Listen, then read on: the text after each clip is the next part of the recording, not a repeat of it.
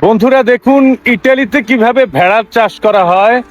এই যে একটা আফ্রিকান লোক, উনি এই যে সবগুলা ভেড়া পরিচালনা করতেছে এবং হয়তো খুব ভালো বেতন, কারণ এগ্রিকালচারে এই যে প্রাণীদের নিয়ে যে কাজগুলি, প্রাণীদের দেখাশোনার কাজগুলি ইউরোপে কিন্তু অনেক দাম, অনেক ভালো বেতন। ইতালিতে প্রায় 3 লাখ টাকাও কামায় অনেকে। এই যে ভেড়াগুলি দেখতেছেন, হাজার হাজার ভেড়া এভাবে ছেড়ে দেয়, সকালবেলায় ঘাস খায়। এই যে বন্ধুরা দেখতেছেন আফ্রিকান লোকটা, ওর সাথে 2টা কুকুর আছে। ওই যে দেখতে পাচ্ছেন 2টা কুকুর, এই 2টা কুকুর আর এই আফ্রিকান ভাই একসাথে এই সব ভেড়া পরিচালনা করতেছে।